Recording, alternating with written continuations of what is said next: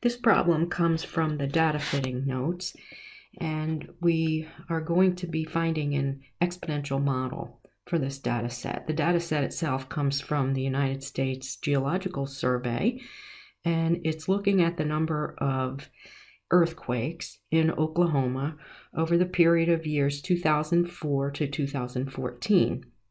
During those years, they used fracking to extract natural gas from the earth. And fracking is a process where they blast water and chemicals and shatter the shale, and the gas seeps up so it's easier to get. Unfortunately, although the process is cheap, it's also dirty. It ends up spreading those chemicals into the groundwater, into people's wells, and into rivers and streams nearby. The process of fracking is also linked to seismic activity, and that's what this problem is about. So you can see that the number of earthquakes in Oklahoma went from 2 in the year 2004 to 375 in the year 2014. It just steadily increased over that period of years. These are earthquakes with magnitude over 3.0. So here's the scatter plot of the number of earthquakes with the model, and you can see it's a really good fit. This is just about a perfect exponential shape. And this is the model that we're going to find. We're also going to calculate the error here, the least squares error. So we start out with the model, y equals c times 10 to the bx, and we have to find the two parameters, capital C and little b, for this model. The first thing that we do is the time series change. We're going to let 2004 correspond to x equals 0, and we'll count years after that. And any prediction we do with this model will be using this same correspondence. Our strategy for finding the linear model is to look at the modified data set x log y rather than xy and find a line on that modified data set. That is the linearization of the data set. What we're going to end up finding is a line. We looked at this derivation already, but we're going to end up finding the log of y equals log 10 of c plus bx. And this was our y-intercept. It's just a constant. And of course, b here is c2, and that's the slope. So I'm going to use MATLAB to find the two coefficients, C1 and C2. These are the coefficients of the line on the data set x log y. We're going to use our least squares method because there's 7 data points and there's only 2 coefficients that I'm going to find. And once we get those, I have to translate the value of C1 into the value of capital C. And remember, we did that by saying capital C is going to be 10 raised to whatever value of C1 I find. The parameter little b is equal to C2, so no adjustment is necessary there. Here's the calculation in MATLAB. I typed in the matrix A, and this comes from the C1 plus C2 x. So the first column is all ones, and the second column is the actual x values. I then type in the number of earthquakes, which is y, but I'm not going to use those values of y, I'm going to use their logs. And so I go ahead and let MATLAB calculate the log base 10. Notice you have to type log 10 of y to get the log base 10. It's kind of opposite to what your calculator does. LOG usually means base 10, but not in MATLAB, so be careful of that. I calculate the log of y, and then I'm going to use the least squares calculation, and I'll come up with the two coefficients. This is C1, and that's C2. And remember to extract them from the matrix with all the decimal places. I use C of 1 and C of 2. So first I calculate capital C for my model, and that's 10 raised to the C of 1, 1.5124. And little b is C of 2, no modification necessary. So the model would be y equals 1.5124 times 10 to the 0.2252x. And we can use that for predictions. So we might be interested in the prediction for the year 2020. We're going to use the x value of 16, and we can predict 6,065 earthquakes in the year 2020 if this trend continues. Now this graph shows the data set x log y, and you can see the linear pattern on this, and this is really what tells me that I have an exponential data set.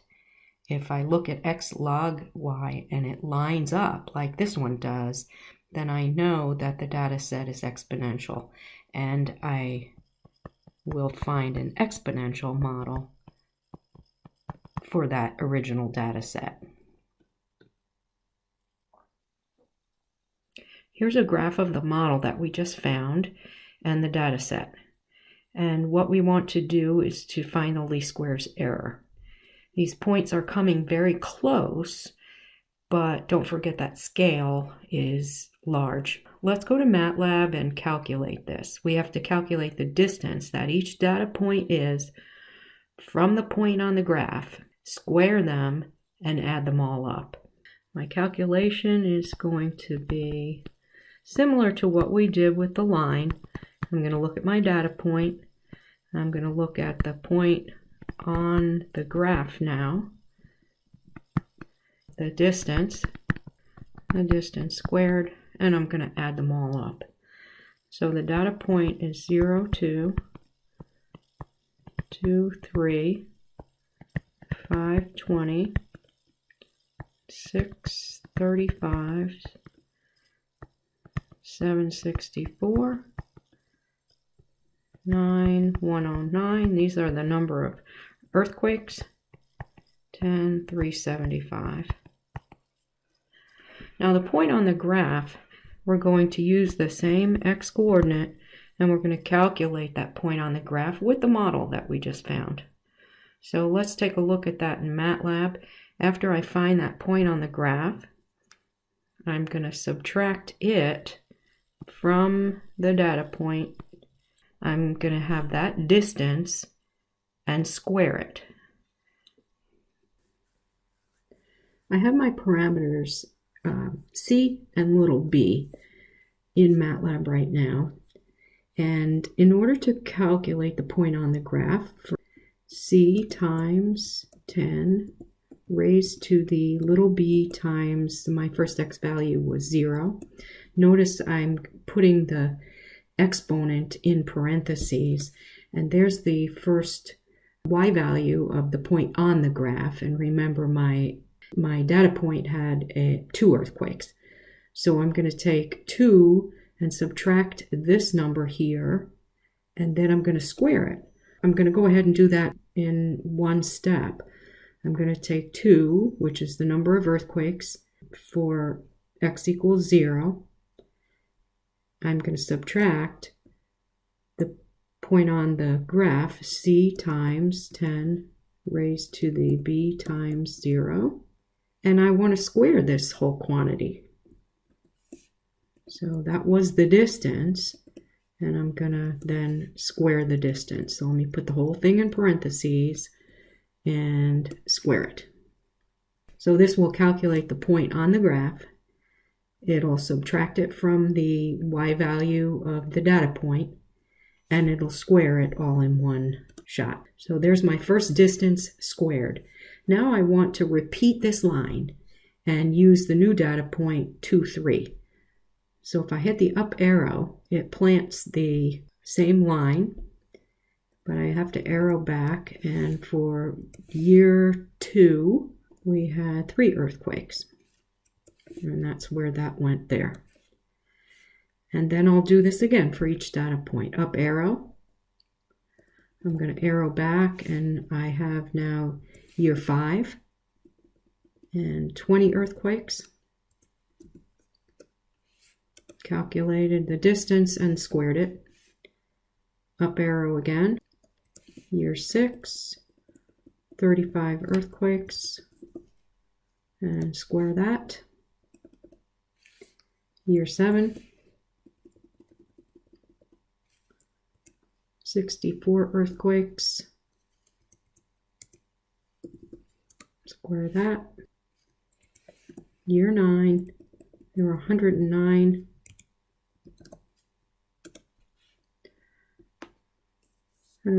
earthquakes, and finally year 10, 375 earthquakes.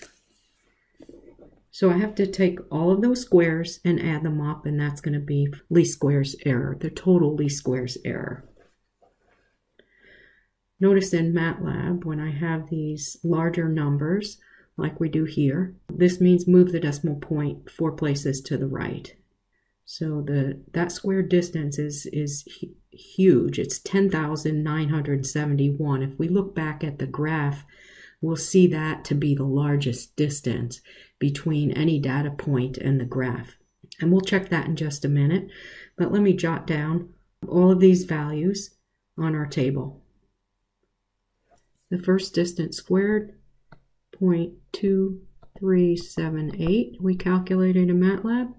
The next squared distance is 1.6044, 0.0472, 1.0875, 48.5089, and then these were the two really big distances that we calculated. 2,694, and this is the largest, 10,971. And we add those all up. We can do that either on MATLAB or just in a calculator. And I end up with 13,716. There's the total error for this model. Final thing, I just want to look back at that graph and check these two really large errors here, those 2 points. So looking at the scatter plot and the graph of the model, I do see that those are the points that are farthest from the graph. So it makes sense that those 2 points contributed most to the error.